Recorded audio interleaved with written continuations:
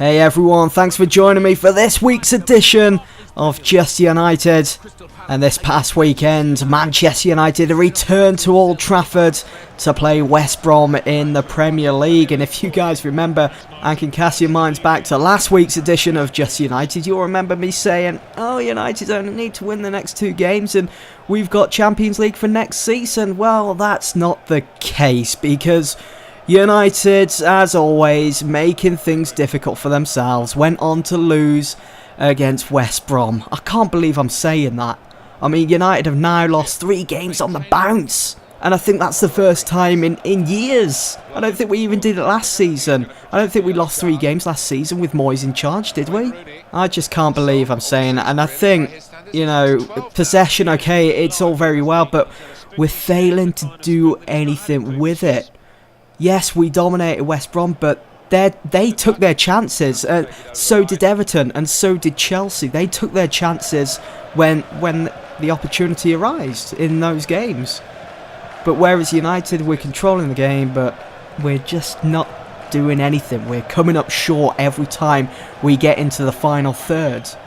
We seem to be not so much dilly-dallying on the ball, but we're just not taking risks, not shooting more often. I mean, Van Persie did brilliant in the first half, and at one point, I mean, you could have put your money on him scoring, because the amount of chances, it was coming. He was going to score in that game as it went on. And I don't know, Van Persie certainly gone down the pecking order now, especially when it comes to getting first team football.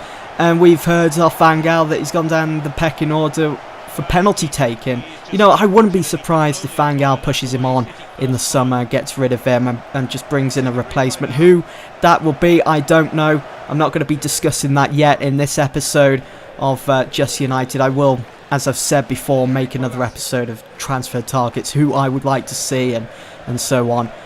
But I wouldn't be surprised if Van Persie is gone in the summer. And it will be sad to see.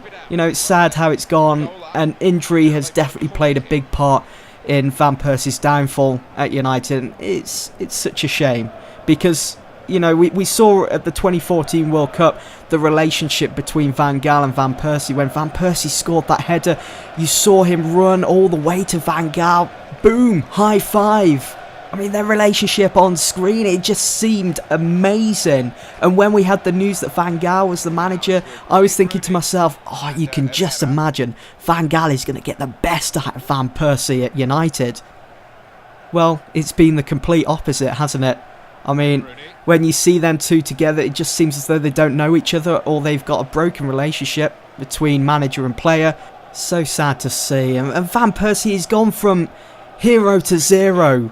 He's gone from title winner. I think it's fair to say that he was the main piece in that puzzle in Sir Alex's last season that helped us go on to win our 20th league title. Whereas today, he's an average player that could get on well in the Championship, not so much the Premier League. And again, I know that injury has certainly played a big part in his downfall at United. And, you know, going back to, you know, Van Gaal shifting him on in the summer, I'm not sure. I'm so unsure about it. I'm not sure about you guys. Let me know in the comments below. Would you want to see Van Persie gone in the summer, or would you want to see him stay at United? You know, 60% of me wants to see Van Persie stay at United and retire at Old Trafford, whereas the 40% wants him to shift on so United can free up some money for transfers and wages on someone else. Who that may be, I don't know. But let me know what you think in the comments below about that situation with Van Persie. Anyway, moving on, let's discuss the goal which the Baggies scored, which saw them go on and grab 3 points this past weekend at Old Trafford. It was a free kick, and it was a freak moment. There was nothing David De Gea could do about it. You could see that they've been practicing free kicks like that on the training pitch. I mean, they have Fletcher stood in front of the ball as our wall was organising themselves. They even had Olsen in there, and the ball would eventually deflect off Olsen's leg to go into the top right hand corner. It was just a freak incident, and there was nothing De Gea could have done. He was just completely rooted to the spot, because I'm sure going through his mind at the time, oh, it's took a deflection, it's going to go into the crowd, but it just nipped into the top corner. And there was just so much power behind the ball as well. I'm surprised it didn't take out Olsen and his leg. It was just so powerful. And it was one of those moments as well, you know, when you're playing FIFA 15 and the opposition gets a free kick, you just know it's going to go in. And that's exactly what happened on Saturday against the Baggies. And so West Brom, they went on to park the bus. I mean, this has happened now for the last 3 games against Everton, against Chelsea and against West Brom. The opposition will go and park the bus. And, you know, that's all very well that we're forcing teams into doing that. But I think now is, with the last 3 games, I think now is the time to maybe change things around. Maybe teams have started to work us out. They've realised how we're going about business. Maybe it's time to change things up. We've got Crystal Palace next, then we've got Arsenal, and then on the final day we're away against Hull.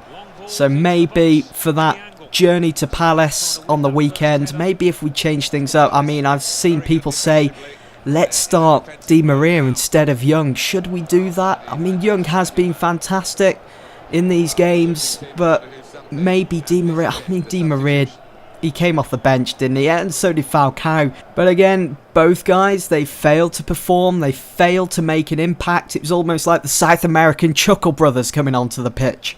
They just, I don't know what it is. It really does frustrate me. And I'm sure it frustrates the likes of Ed Woodward and the Glazers as well. We spend all this money on these players and they're not doing anything. Maybe if Di Maria started a game, maybe he would perform differently. Maybe he would change things for United that we need, especially with these last 3 crucial games that we need to really be winning. And again, just as I mentioned in the last edition of Just United, we are missing Michael Carrick big time. I mean, when he started for us, when he came back from that injury first time round, look at the games, look at the run that we went on. We beat Liverpool, we beat City, we beat Villa, we were fantastic. Now that we're missing Michael Carrick, it's almost, it's in your face. It's so obvious that we're missing him, and we definitely need him back. And it'd be such a huge boost if we can get him back for the Palace game this weekend. That would be fantastic, and he would be match fit then for the Arsenal fixture, which would be so important to our season. And this coming weekend, it is really, I think this is the pinnacle of our season, because Chelsea have got Liverpool. And I think I'm right in saying that if Chelsea beat Liverpool and we beat Palace at Selhurst Park, then we've got Champions League for next season. I think I'm right in saying that, and I hope I am. Obviously, if everything went the opposite way as to what I've just said on the weekend, then I don't want to speak too loudly, but it would certainly be detrimental to our season. The race, the rat race as Van Gaal puts it, for top 4 would certainly come down to the last day then. And I'm not sure how that game against Arsenal is going to be with that recent performance. We just need a break as fans. We just need a break. I tell you what, I cannot wait till this season is over, until we can get that transfer window open, start bringing in some players, start shifting on some dead weight. But oh my god, this season, it's the worst time to be finding form with the last couple of games. Worst time. We are stuttering for top 4. I can't believe it. Always making things difficult for ourselves. And that result against West Brom on the weekend, it's so frustrating, so disappointing. And it could have been so much better. I did expect things to be different, seeing that we lost 2 games in a row at that point. And I thought, you know, coming back to Old Trafford in front of the home fans, United would have just gone for it and absolutely slaughtered West Brom. Whereas it's the opposite story. So I'm hoping come next Monday, I'm going to be reading headlines in the newspapers saying United will return to the Champions League for next season after beating Crystal Palace on Saturday. I mean, Palace, they've been doing alright. I mean, ever since Pardew came in to replace Warnock, he's managed to get them out of that scrap towards the bottom of the table. They're up mid-table-ish now. They're safe. They'll be playing Premier League football next season. But on the other hand, they've lost their last 3 games. So I can see this Saturday at Selhurst Park, it's going to be a bit of a battle between both Palace and United. It's going to be a war zone. There will be no man left behind, and victory is a must. And finally, guys, to wrap things up for this edition of Just United, my team prediction for the trip to Selhurst Park this weekend for Manchester United. So in goal, I would go with David De Gea. At right back, Antonio Valencia. My right centre-back would be Phil Jones, who returned from injury. He featured in the under-21s victory over Southampton.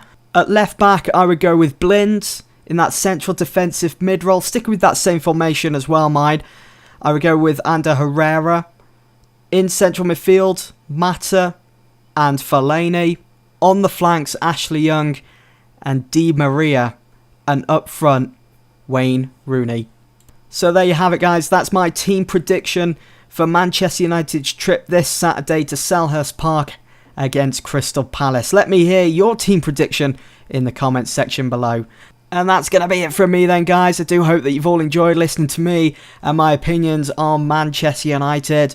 Also, if you aren't already, you can follow me on both Facebook and Twitter. The links can be found in the description below. And if you're new around here, be sure to smash that subscribe button. That's it from me then, guys. I'll see you all next week for another edition of Just United.